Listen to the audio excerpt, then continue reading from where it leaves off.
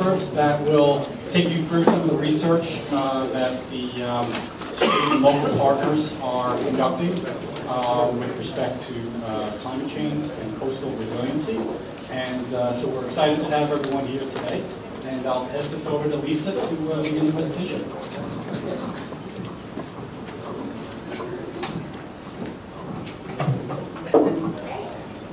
Thank you. Can you hear me? Am I shouting at everybody? On behalf of our 6 panelists, I'd like to offer thanks to all of you in the Long Island section of the APA for organizing this conference, with a particular shout out of appreciation to you, Sean, and to Kathy Eisman for helping organize our talk and keep us going. I feel like I'm preaching to the choir about the need for sound coastal planning on Long Island, so I'm asking you to indulge me for a few minutes as I spout out some things that you already know. The world's changing climate and rising seas will affect more than just Long Island's coastline. No part of Long Island will be immune to the effects of climate change. The rate of sea level rise is accelerating. Even the most conservative projections make clear that there will be dramatic changes compared to the 1-foot rise in sea level Long Island experienced over the last century. The risk to public health and safety from climate change, inundation, flooding, enhanced storm surge, loss of infrastructure, destruction of homes, businesses, wetlands, beaches. It's rapidly becoming one of Long Island's most pressing climate planning changes. Long Island's 1,600-mile coastline is already facing a wide range of natural and human-induced stresses from coastal storms, erosion, land subsidence, wetland loss, environmental degradation, and development. And this always astounds me when I remember it, that as the longest and largest island in the contiguous United States, Long Island's response to sea level rise will have profound effects on millions of people. We're the most populated island in the nation. Having developed the first purchase of development rights program in the nation to preserve farmland, Long Island has a strong history of innovative planning, and while rebuilding and restoring in place are the most common and popular adaptation tools for strengthening community resiliency, there are exciting opportunities for managed retreat to be a positive climate adaptation strategy for Long Island, as well as a model for other communities around the country.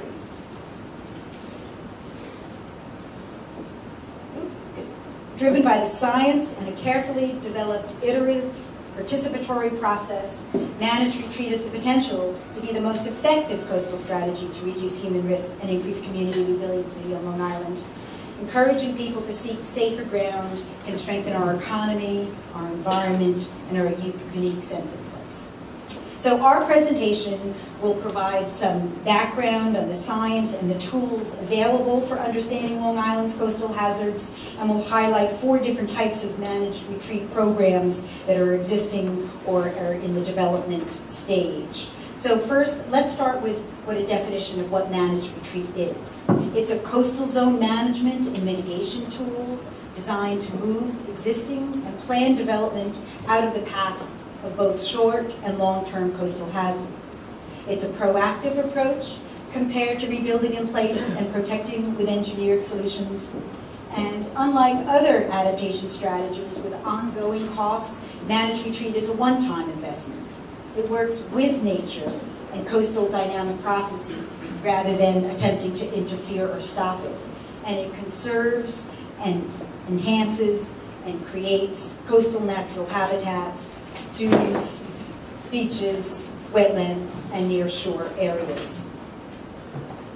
By way of comparison, protection is a coastal adaptation strategy also. It's designed, though, more to hold the line through an engineered approach to shoreline defense, through hard structures such as seawalls, revetments, bulkheads, groins, floodgates, breakwaters, or softer solutions such as sandbags and beach and dune nourishment, living shorelines.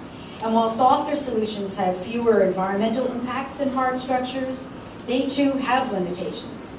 Holding the shoreline in place by beach nourishment will face increasing costs, diminishing sand supplies, continued need for re-nourishment, and potentially detrimental environmental effects from dredging and sand placement.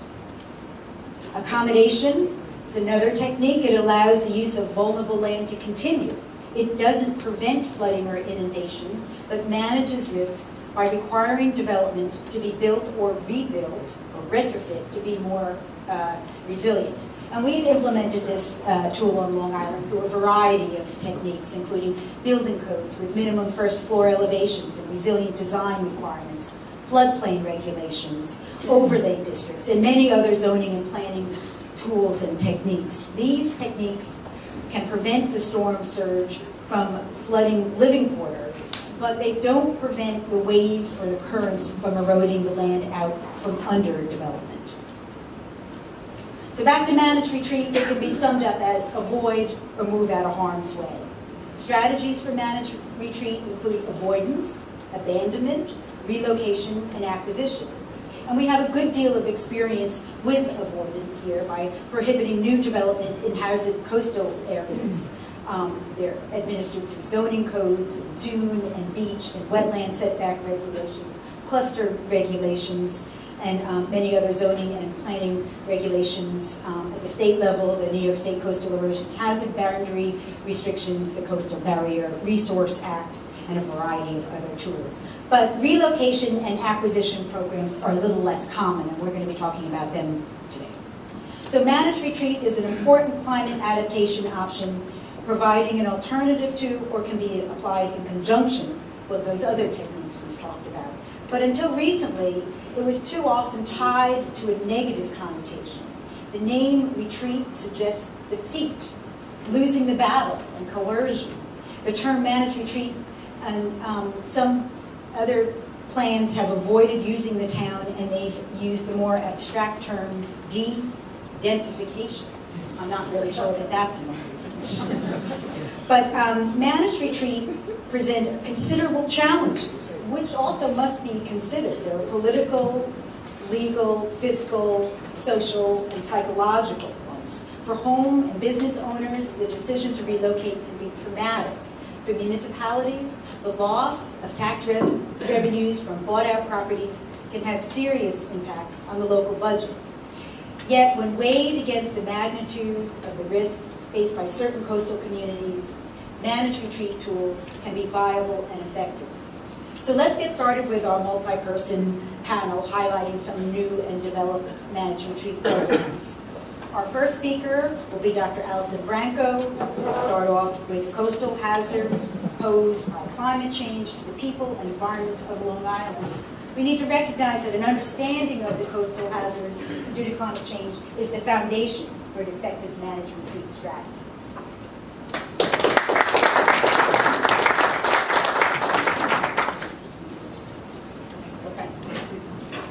Thank you, Lisa. Thanks for having me back again, Planning Association folks. I'm thrilled to be here. And congratulations on planning a great meeting with super timely and important topics going on Long Island, so well done.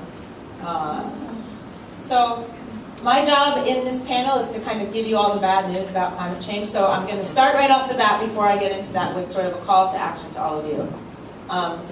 We are going to talk about kind of the disaster that's here already and getting worse, and some of the ways that we can deal with it. And I think all of us, our call to action to all of you is that we don't want to do this again without a plan. That we've been sort of bumbling along in the last many disasters across the country without a plan and kind of figuring out as we go along, and that's not easy, and it doesn't always result in the best decision making. You should never make a decision when you're stressed and traumatized and, you know, chaos has ensued. So it's really up to people like those of you in this room and your colleagues to kind of help us get through this. We can see what's coming, so we can plan for it. We just need to actually do it. So I don't want to spend a lot of time on the science of climate change, but I will just start by showing you these little graphs. The multiple different colors are sort of different estimates depending on how fast we get our act together to fix our climate change problem. As you know, we're doing not very much right now, so we're towards the higher end of these projections. So the axis across the bottom is time, and the top figure shows you atmospheric carbon dioxide. So as that goes up, the next one shows you that the surface temperature of the Earth goes up. And the last one shows you that as those two things happen, so does sea level rise go up. And so these are very long-term and global trends that we expect. And then if we zoom down in time a little bit, we're looking at the same thing. So these are both on the scale of temperature in degrees. And the goal here is to show you that basically, I heard someone recently describe this as, in recent history, we've been living the luxury of kind of the shallow part of this curve. And we are now getting to the point where it's really ramping up rapidly. We're getting to that exponential growth phase of the curve. And that's why we're seeing more and more, and all of us have actually noticed changes in our lifetimes. Things we remember are not the same anymore. And as we get, so a global mean temperature changes, we're just talking about a couple of degrees in a global mean temperature. But to put that in perspective, about 4 degrees temperature rise is where sociologists and anthropologists estimate that our entire civilization breaks down. So, you know, talking about 1 or 2 degrees doesn't seem like a lot, but it's a lot. So that's what I want to show you here. So this graph on the right shows you that with just 1 or 2 degrees, threatened species are wiped out. Extreme weather events, as we've already seen, become much more common and more catastrophic. Distribution of impacts gets wider and wider, etc., etc.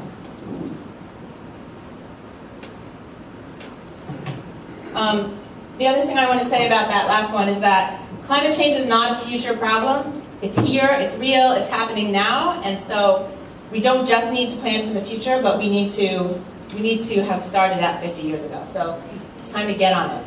And I just want to put in a little quick plug for this, not so much for all of you who I'm going to just assume are a little bit more enlightened than the average Joe, but if you have like an Uncle Fred or somebody who just doesn't really get it, I very much encourage you to have them listen to this podcast. It's on the New York Times website. You can find it if you just search for that climate tipping point.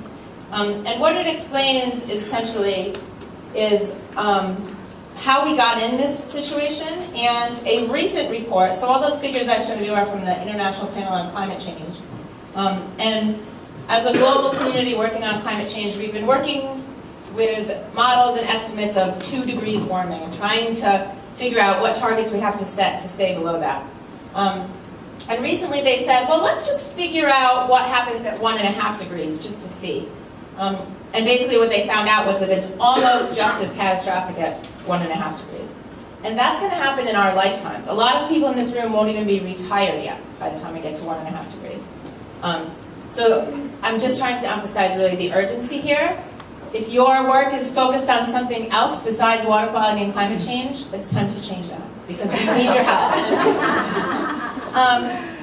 So sea level, on Long Island, and in New York really in general, you know, there are a lot of impacts associated with climate change, temperature changes, extreme weather, all these things. But it's really the water that is going to get us. Certainly here, as Lisa described, we live on an island. All of our towns have coastal property. And so that is really the focus of my work and a lot of us working on climate change is flooding and how we address that. And we have all seen this. Everybody knows that our beaches are smaller, high tides are having more of an impact more often. I don't need to tell that to anybody who lives here. But this is the first impact that we're going to really feel in our day-to-day lives on Long Island. And so that's the one that we need to really focus on. And this is true globally as well. So we're looking at already tens of millions of people experiencing floods. And that's just going to get worse and worse up toward the levels of about hundreds of millions of people. So this is a global challenge. We're not alone. There's a lot we can learn from other places. And a lot we can teach other places as well. And in the context of the US, I just want to remind everybody that there was a time when Long Island was really kind of out in front on a lot of things, you know, doing really unique land protection kind of programs, doing really unique water quality kind of stuff. And that, it's happening less and less, and I think maybe this is our new opportunity to get back at the front of the pack. So this is data from the EPA, which should show you that it's really a problem, because if the EPA is even admitting it's happening, it's really a problem. Don't ever go to their website for climate change figures, you won't find them. But flooding they can't deny. So there are, in case you can't see this, there are a bunch of little bar graphs And they have orange, and then they have blue. And orange bars are from the 50s, which you can barely see, because we didn't really have a lot of flooding back in the 50s. That was a big deal. And then the other one is the 2010s, so, now. And those blue bars are enormous. 10, 20, 30 flood days per year in a lot of places. And not just little small barrier islands, like many of our biggest, most economically important cities are in the coastal zone. In fact, most of them, especially if you include the ones suffering riverine flooding. So to bring this local, the state of New York adopted some quote-unquote official climate change projections. In typical government fashion, instead of one, there's a matrix of, I don't know, whatever it is, 20 or something. But I want everybody to know that we are in sort of a hot spot. The global mean changes that we're expecting, in terms of flooding especially, we're expecting more than that. And these low, and even the low medium, are pretty irrelevant at this point already. These are only a few years old, but we're sort of surpassing that already. And every time they do more science and complete a new model with new, better data, the picture is worse. So we don't even look at that end of the spectrum. But we're expecting very soon, a foot. We've already seen a foot of sea level rise in this century. Now we're expecting another foot almost, in the next 20 years or something. Maybe as much as 6 feet during this century. So that is the challenge that we are here to address, and all of us need to work together to make that happen. So there are a lot of tools available to folks like yourselves to understand what this flooding looks like, how it translates onto the landscape, and to visualize it for people so that you can get them to act on it as well. So you'll see many of my slides have a little website at the top. So this is where you can find all this great stuff and these great visualization tools. This is a Nature Conservancy one. NOAA has a very similar one, and our tool actually has NOAA's data on it as well. Coastalresilience.org. And the goal of this is just to be able to show different sea level rise scenarios. If the sea level rises 1 foot, what does that mean horizontally? And on Long Island, especially on the South Shore where the slopes are very shallow, it's a pretty good distance inland. So the yellow and brown in this map is the population density. You all recognize Long Island. And then the various shades of blue are with 1 foot, 3 feet, and 6 feet of sea level rise. What is going to be underwater? And just to zoom in on a couple of hot spots, because it's illustrative. This is Mastic Beach, and this is Orient. And you can see these places are in real trouble. And these projections are showing, with sea level rise, that those areas will be always underwater. So remember, tides come in and out, storms come in and out. So if that place is always underwater in 50 years, even further inland is going to experience flooding some, just like right now, what we're seeing. So the reality of what that looks like is this. This is a picture taken from Mastic Beach. And this is not a hurricane. This is what we call sunny day flooding, or we often refer to it as chronic flooding. This is when, the spring tide every month is flooding the road. A lot of people who live in Mastic Beach park their cars 6 blocks away, often, like a few days a month at least.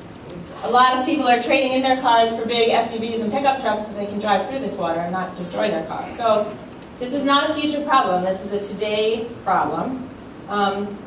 And it's really important to note that, after Hurricane Sandy, we haven't had to really convince people that coastal storms are a problem and flooding from storms is a concern. But this kind of much slower, smaller scale, slow creeping, but chronic and permanent change from sea level rise, it really changes the calculus when you're doing that sort of personal risk assessment. Do I stay or do I go? Most people are willing to roll the dice on a storm that doesn't come very often. Or they say, whatever, I can go to grandma's house for 3 days, it'll be fine, I'll rebuild my house.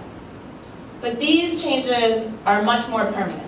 And so it's really important to help people understand that we're not just planning to deal with the storm, we're planning to deal with the sea level rise as well. A new study done by the Union of Concerned Scientists has estimated the real estate impact of this kind of sea level rise flooding. And I want to give a little disclaimer. The numbers they have on the East End are not great by most estimates. I don't know why. This is a nationwide study. They use data from Zillow. I could come up with a million reasons that might be why. The point is, it's a lot of money. But if you're interested and want to look at your town, you can narrow right down into by county or town and whatever.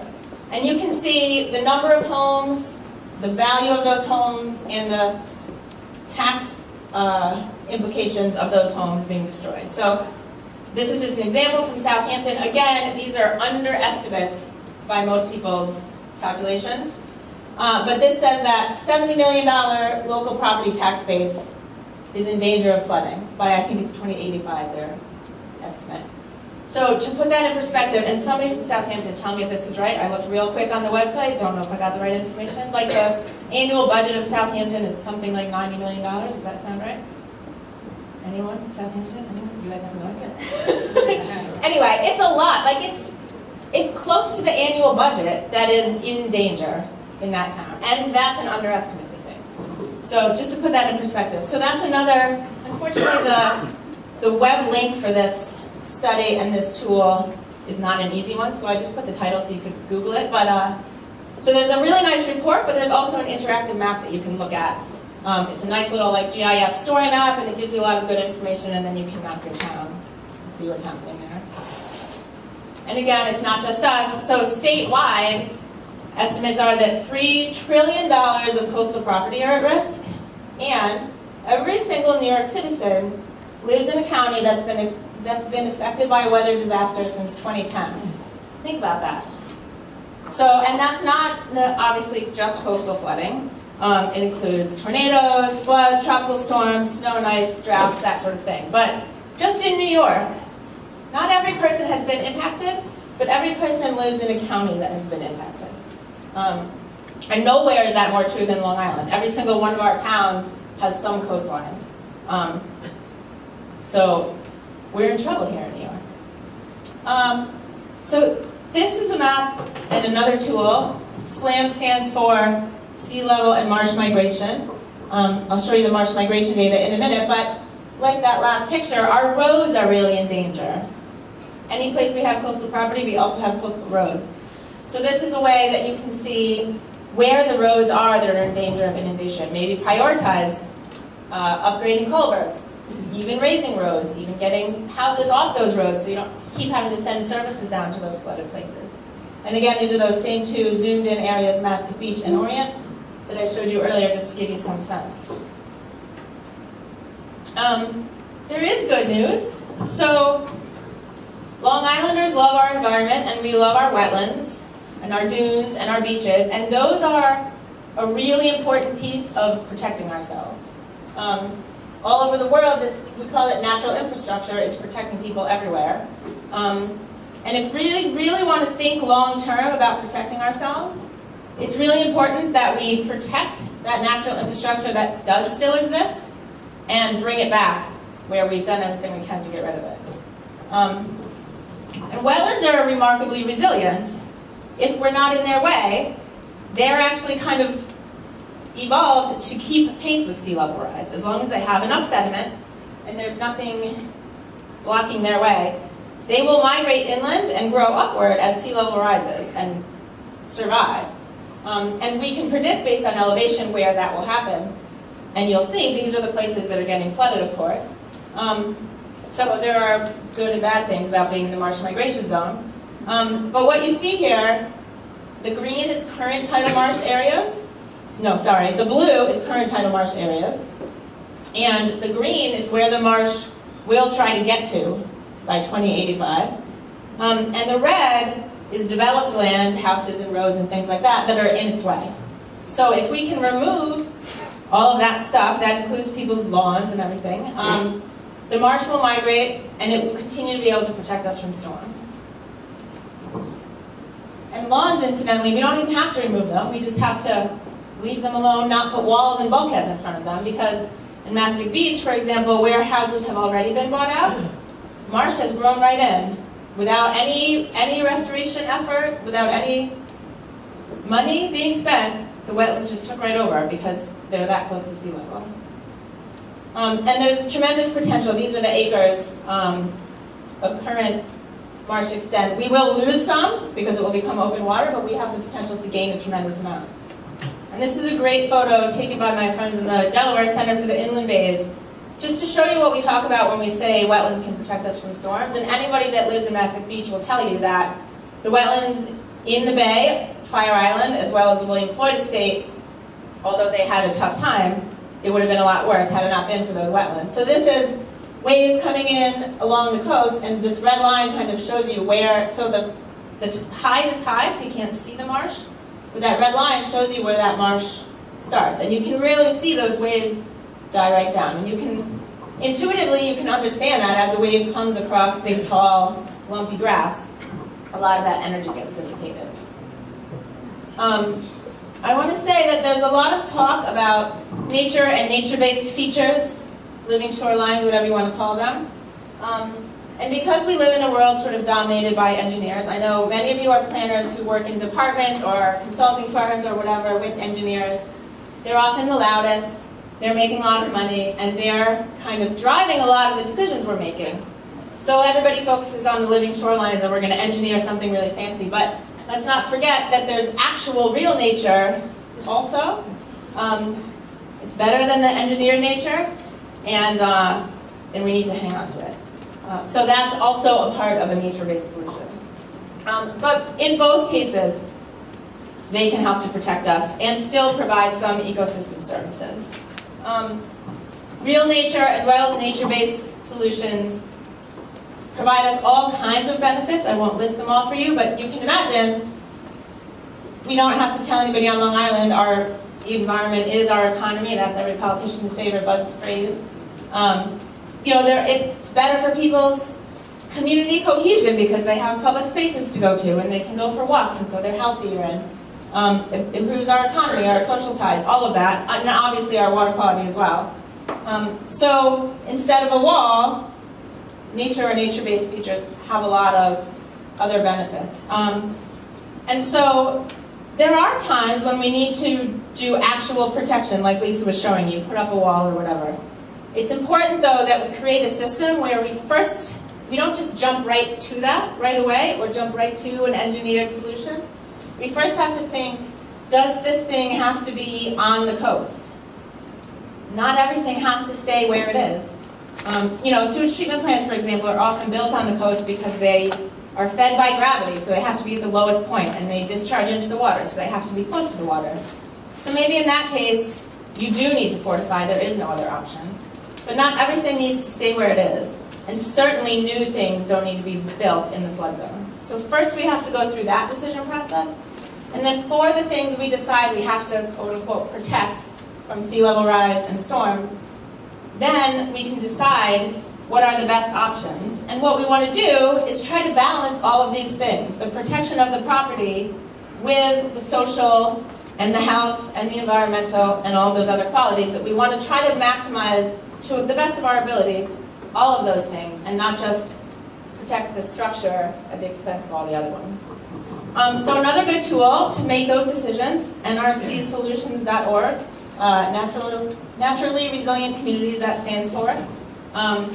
This is a partnership created and funded by the Kresge Foundation with a whole bunch of partners, and I just want to point out that the American Planning Association is one of them. So thank you all for that. And this is a decision support tool where you can go in and you check a bunch of boxes about what your environment is like, and then it gives you some options for solutions with photos and descriptions. You can click on them for more information, and you even can download and print out little one-pager case studies about places where they've used it. For example, that's a great tool if you want to go to the town board and pitch doing it. You can see another place that's done it successfully, what it looks like, all of that.